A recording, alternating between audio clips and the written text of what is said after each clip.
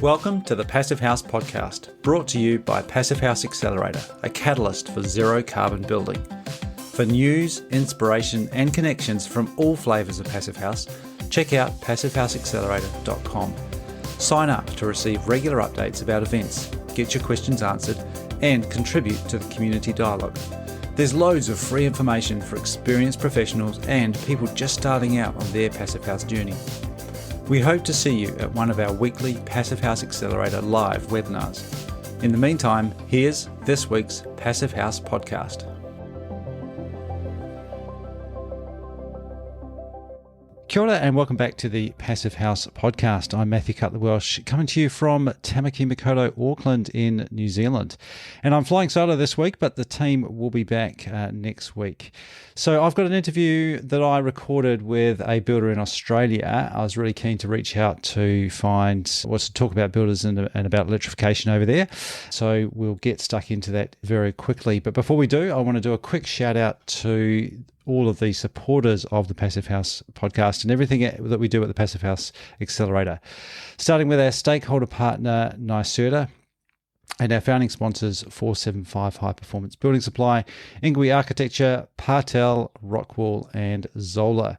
And thanks very much to our champion sponsors, Bewizo, Cascadia, European Architectural Supply, Facro, Icon, Intelligent Membranes, and Source 2050.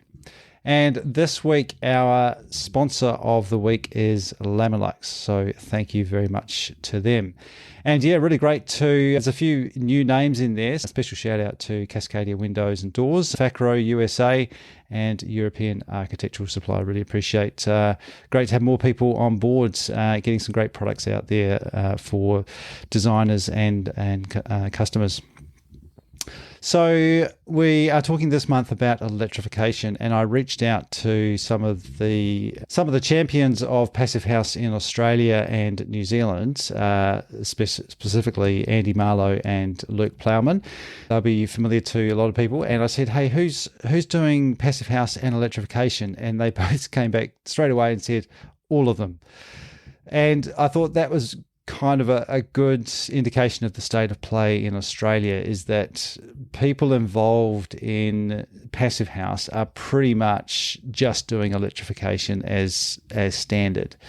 And I organised a couple of builders to talk to, and interestingly, they're both they're fairly small businesses, and they just focus on one or two buildings at a time. They sort of do a few houses per year, and also doing a bit of renovation work, which I always find interesting, because that's the hard stuff, is looking at existing homes and figuring out what are the challenges, and you're never really sure of that before you get stuck in. And then so often there is gas installed in those homes, and in a lot of cases the renewal of that home, the renovation, remodeling, often to NFIT standard in the case of these two builders, might involve, or usually involves, pulling out the gas connection, disconnecting from gas and other fossil fuels, and turning the house into a fully electric home.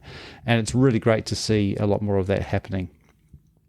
So I started out with a conversation with Trent. Trent is a Passive House builder based in New South Wales in Sydney. And he was involved in a fairly high-profile passive house, one of the first certified passive houses in Australia, and it's been featured quite a lot. This is the Thornleigh project, so I'll put links to that in the show notes. You can check that out. And we talked a little bit about his ongoing relationship with the clients of that home, which he still has a close relationship with today, and are really strong advocates of the work that Trent and his team do, and of Passive House in general. So I hope you enjoy this conversation, my chat with Trent Clark of Red Cedar Constructions.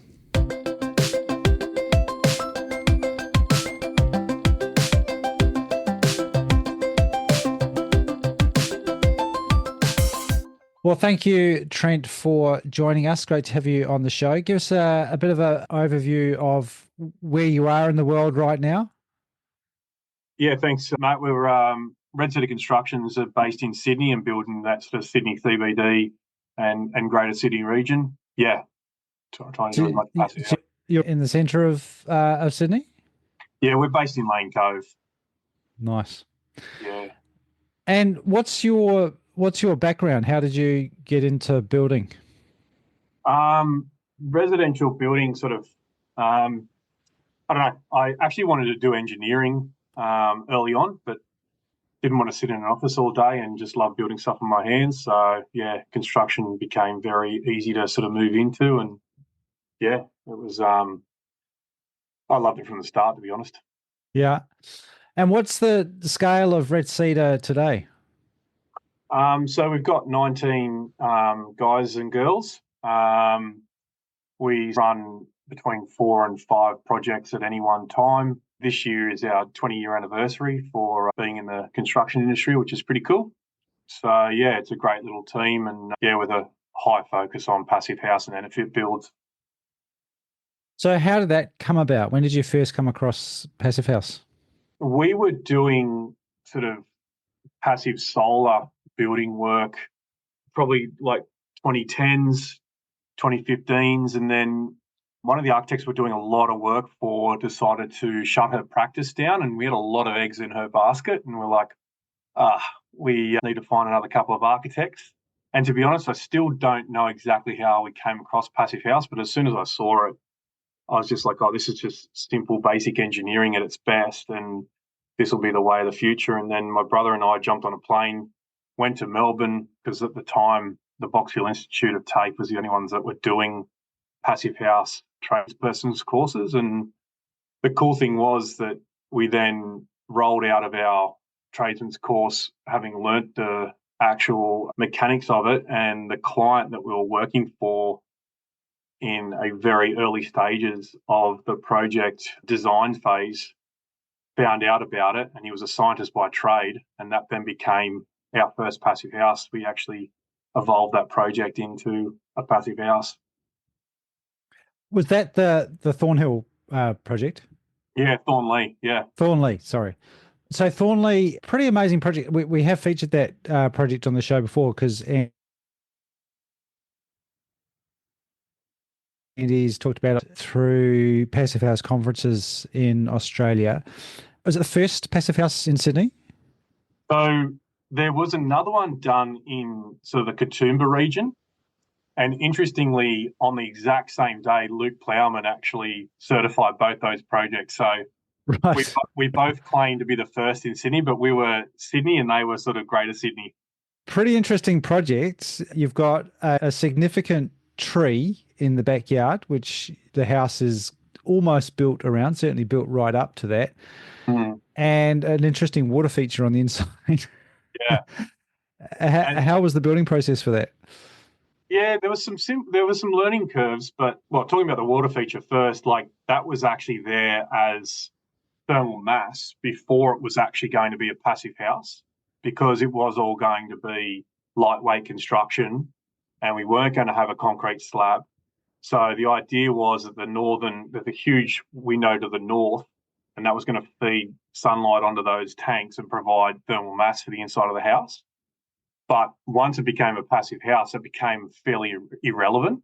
Yeah. And so it just ended up being a really cool feature to sort of bring you down somewhat a little hallway from the front door and then turn you into the living kitchen dining space. But then, yeah, that project, sorry, I don't know what the other part of that question was. The tree. Oh, the tree. Yeah, so that big black butt tree was obviously something that the council wanted to keep, but so did the client. Slap bang in the middle of the section. Pretty much, yeah. It's basically right on the corner of the deck, that off the back kitchen dining area there. So, and the cool thing was too that it was our first exposure to steel piling, and we've used that subsequently so many times since, because it's so easy to do. And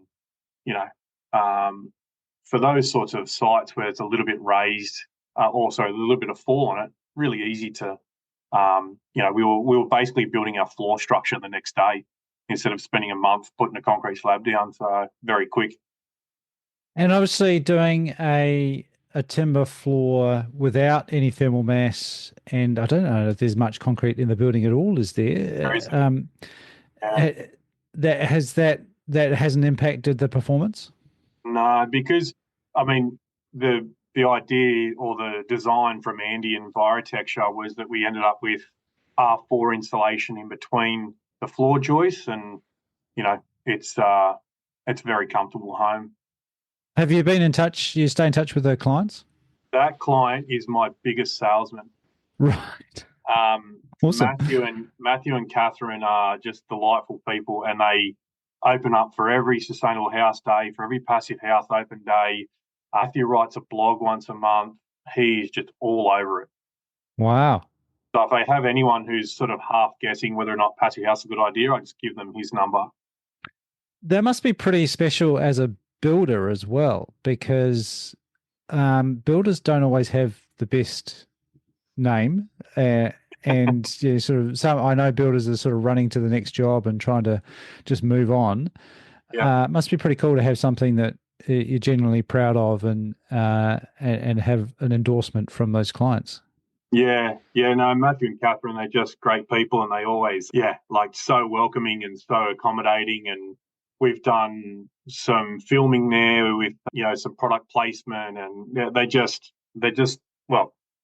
a testament to sort of, understanding it all and just showing off the features of a passive house, because, not to mention too that there was the controls of that tree in the way, and they live on a very busy street, and they have the train line behind them which takes coal trains regularly, and that home sort of doesn't hear any of that noise. So it's just, there's so many things about that site that show the benefits of a passive house. Pretty helpful having them as clients, but how do you go now about attracting new clients? Have you made a name for yourselves as passive house builders, or do you have to keep promoting that? The great thing is that, well, not the great thing, but the thing that Red Cedar really requires is that architects design that home, and then we do that work with them and the client. So I suppose my clientele really, I look towards speaking with new architects really, because they've got the clientele that, and they can design that place. What's cool is we are getting those people that haven't got an architect but do want to speak to us because they've seen our name out there.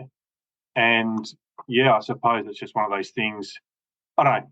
This will probably sound a bit silly and a bit contradictory to trying to be a business person, but passive house is so easy, and we need to get more and more people, because the way that the 7-star rating or 6.5-star rating of the National Building Code is moving, like we're only going to keep on reaching towards the passive house standard anyway. So we might as well start training guys up. And as I always say to everybody, let's say there's 25 to 30 trades in a project. I'm just adding in sort of 4-ish new items to that, of which my carpenters control. It's not some specialized, guy that has to come in and really sort of, charge me a lot of money. So, the percentage increase on the project should be so small. Right. And I mean, just to go back to Thornleigh, they had a budget, and we ended up cutting out a few of the niceties to actually bring that project in on a 0% increase of passive house components. So 0% above what it would normally if it was a non-passive house. Because at the time we'd already priced the project up as the current design. Then Andy implemented the passive house stuff. We changed only a couple of minor things, but it had been DA approved as the current building, the way it stands, and the Right. current design. And Yeah. so we just obviously, did all the detailing of it all, but we ended up delivering that for a 0% increase on what the original quote was. Yeah. I want to talk a little bit about electrification, and can you give us some context about the current state of the industry in Australia? What are the rules and regulations around gas, and what's the market norm for space heating and water heating? Like anyone in my passive house any one of my clients in the passive house and a fit or trying to go for that sort of high performance home is just removing gas from their homes. So yeah, and not to mention just space heating, and obviously you want to get it out of a passive house internally, but externally you could still run a Rinnai instantaneous, but they're just getting rid of it. And the in place of that, it's simply putting in a sand and heat pump or a claim or whatever heat pump, because you're just getting efficiency of the home's efficient, but even like the items we're using inside of the home are super efficient as well. So, when you say they're getting gas out, is that the clients or is it designers, or who's making that decision? Honestly, yeah, if I'm being honest, I don't actually know because I'm not privy probably to those conversations early, but I would guarantee, like, the architects would definitely be taking it out, but the clients would probably be, a lot of them would probably be coming to the architect saying we want it out as well. Right. And then there'd be a couple that would probably have to be shown that it needs to go. Right. Yeah. So that sounds like there's a general acceptance from the market that it's a good thing, that people aren't saying, no, I must have gas for cooking, or it's cheaper, or do you ever have those sorts of conversations with people wanting to I have that put gas in? probably more often. I've had that conversation probably more often than not, because my brother, we built his Enfit project last year, and his wife is just mad for a gas stove, and she still hasn't let us live it down that we had to pull the gas out of her house. But she's probably my worst client. Family, eh? Yeah. And so was that required to achieve Enfit, or was that just part of the philosophy of that project? So my brother's my business partner. I'll ask him that question. You wanted it out? Yeah, well, it's required for a passive house, but no, it's required. So unfortunately, right. And does that mean you've got, is it induction cooktop now? Yeah, that's correct. Right. She loves it now. So apparently she loves it now. I haven't heard that, so maybe she didn't want to concede that to me. Well, I have heard that from a few people, actually, that they're initially hesitant for induction, but once they start using it, including professional chefs, I've heard that from a few times, that it is just a new way of learning how to, change something that you already know. And I think it's just an old dog, new trick scenario, right? From the building perspective, does it really change much? Do you ever think about a move towards electrification, or does it not really impact your workflow as a builder? In terms of what, sorry? Well, just in terms of what you mentioned before about trades on site, or the programming, or different connections dealing with councils, are there any changes in your process of construction, or is it really a non-issue? You just kind of more focused on other elements of the building?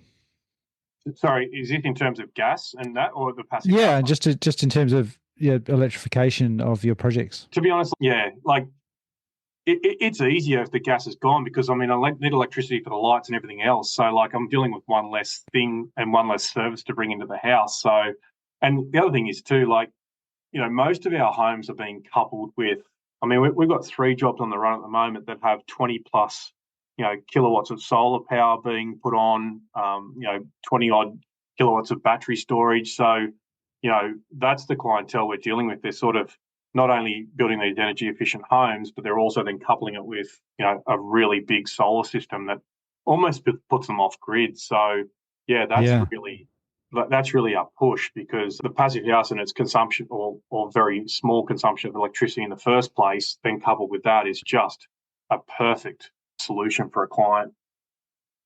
Are there still subsidies around? Is there lots of financial incentive for people to do solar and all the other bits and pieces associated with that, like inverters and batteries, or is it just is it at a point now where it just makes economic sense by itself? No, there's still a few. There's still a solar rebate you're getting. The rebates that you're getting for feed-in tariffs is really becoming almost negligent. And to be honest, as far as I can tell, with the latest information I've heard, they're actually going to start charging eventually for feed-in tariffs. But the other big thing is, and I haven't seen it fully I haven't seen the full breakdown of it all, but batteries are now getting quite a decent subsidy. That was rolled out, I think, in November of last year. Yeah, I'm going to be getting one on my house. I've got a solar system, but not a battery, so I'm looking into that at the start of this year. Are people outside of your work, like just standard builders in new subdivisions, are people still doing gas connections now? Is that still an option in Sydney? Oh, very much so. I would say sort of that project home scenario, like there's still a lot of people putting in, the gas built-in sort of heater, gas stoves. It's still happening, and Right. I still feel as though, let's be honest, some heat pumps are cost prohibitive. We're talking about $5,000 for a heat pump. You can put a Rinnai on for about $700. So For water heating? yeah, Right. yeah. Yeah. And then, I mean, to be honest, a lot of the ones, the gas fireplaces and things like that, they're just about show, right? They're just about this pretty sort of feature in the living space. And you know what? I get that. So yeah, like a lot of the time they don't get turned on. They just look real pretty in the room. So Yeah. but yeah, definitely it's still happening. I'm guessing that more and more people are putting in heat pumps and using those for air conditioning just as much as they are for heating in winter. Is that a concern for a lot of your clients about keeping cool now?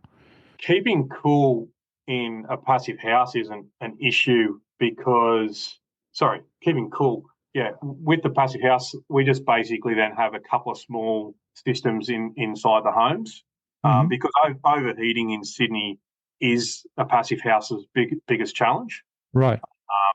So yeah, we and to be honest, there's been a few lessons learned where we only needed X amount of size of air conditioning, but realistically, an air conditioner can only get so far between rooms, and so we're learning a little bit that, especially in Sydney, we want a couple of extra units. They can be a lot smaller than needs to be if it was just a standard home.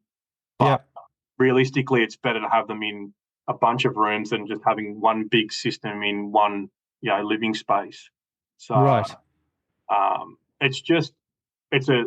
it's one of those things that's just nice to have. And a lot of the time too, the clients, and because I speak to a lot of our past clients, they're more running the dry function on the air conditioner than actually cooling of the air. So and the HRV itself can only move so much air at any one time. So it's not an instantaneous change. Yeah. Where to from here, Trent? What's 2025 looking like, and where do you want to take Red Cedar? So really high on our list at the moment. We've got about 4 or 5 we're looking at. So Enefit renovations of passive houses, and will they be full certified Enefit? Yeah. That's impressive, because that's challenging. Yeah, we completed a project in November of last year and it was with Andy and Envirotecture.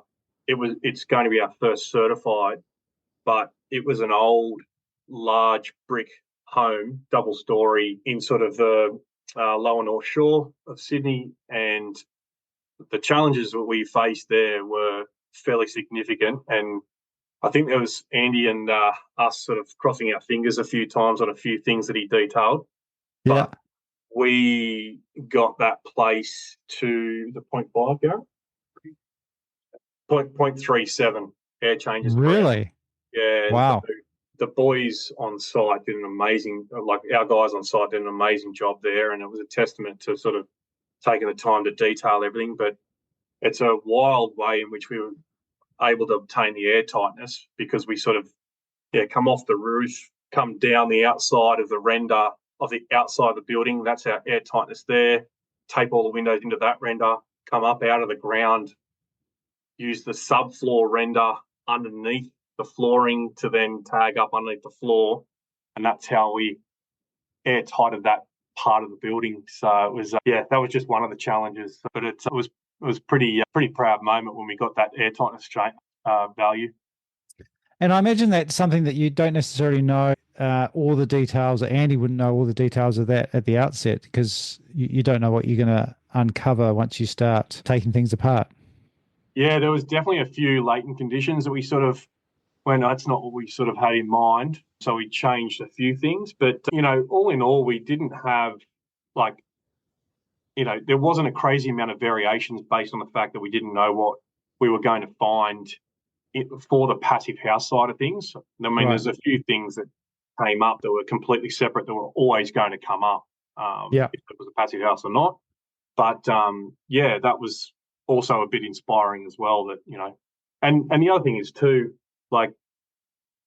each one. So the last two that we've done. So my brother's house is an Enefit. That's Enefit as well, and the 4 or 5 we've got coming up.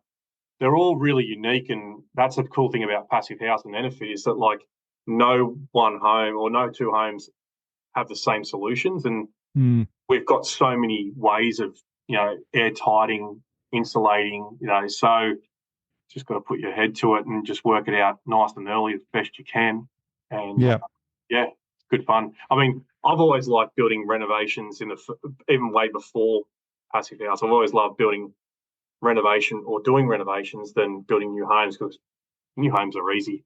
A bit of a challenge. Yeah.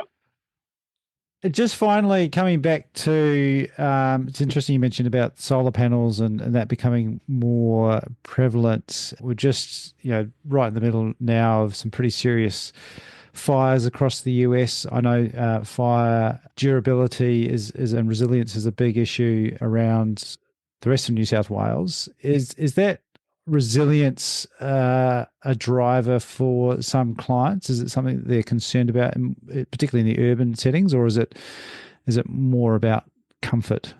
No, it definitely is, because in our early discussions with the solar, which we've learned over the last few years, is that we're actually having discussions around, okay, so if we had a blackout, what do you want online? Because, if we can't power the whole house, you can't start cooking a roast in the middle of a 3-day blackout. But, let's organise what do you want to have online. So we're actually having those discussions early on to say, all right, we're now blacked out.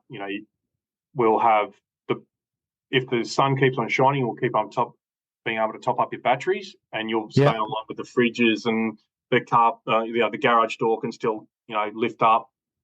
Just certain things so that we can sort of keep them basically operational in the house, and a couple of lights through the middle of the hallways and things like that. They're early discussions that we're having so that we can actually have not only, during general operations of the house that, you're getting really, you're basically using no external power, but, what happens in those times. And not only that question as well, but, we've just finished one in Barara, which is sort of very north of the Sydney CBD, and it's sort of prone for a bushfire area, but we've actually put a bushfire solution in the actual HRV that the moment they actually start having smoke, they just put in an extra filter in there, and so that they're getting filtered air inside of that inside the home. So so there's definitely, whilst we are in suburbia, there's definitely sort of those thought processes going into place for, unfortunately, all these sort of weather related incidences that we're having. Yep, definitely. Hey, well, very good. It's good to chat, Trent. Thanks for your time and really inspiring work. I hope to keep in touch and watch progress on those renovations. Where can people find out more about what you get up to? Red Cedar Constructions, just search us on the net. You'll find our Instagram, Facebook, websites. Give us a call. Happy to have a chat. Awesome. Thank you.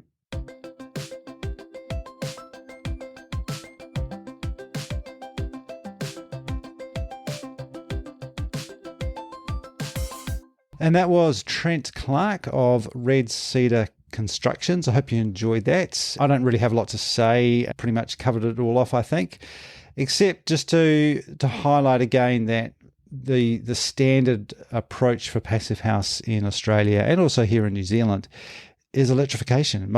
Pretty much all of the projects are just doing that as standard. I think that speaks to the type of people who want those homes, and also the type of people who are designing and building those homes. And climate-related issues, carbon, are generally part of that equation, and therefore electrification makes sense. And it's just so many other advantages in terms of the control, the better indoor air quality of not having all those pollutants from burning gas, much easier to manage, and you can have your own generation often, particularly with those great subsidies that are available in Australia. That's really pushing the industry. So that's really positive to hear that it's actually, there's a lot of barriers have been removed, particularly in certain states. It doesn't mean that there's more to do, but it's really encouraging that it's becoming more and more commonplace to not only do the envelope right, do the great windows, do air tightness, put in an induction hob, not do gas, and then also it's really easy to put on solar panels on the roof and maybe even add a battery to that as well. And of course, with Passive House, that's the icing on the cake. It's not the first thing to look at, which I know is common in the mass market, is people just still think that solar panel is the first and foremost of a sustainable home or a high performance home, when really we all know with Passive House, the thermal envelope, the performance of the home is so much better that we're reducing that demand, and then you don't need a massive solar panel on the roof. So it's really great to see. I do have another builder similar to Trent coming up as well, so I'll bring you that either as a bonus or in our regular series. So thank you very much for tuning in. Thanks to all our sponsors. Be sure to check out this Friday's Reimagine Buildings Electrification. It's about your last chance to register, so make sure you get on and join us for that. Otherwise, we'll speak to you next week on the Passive House Podcast.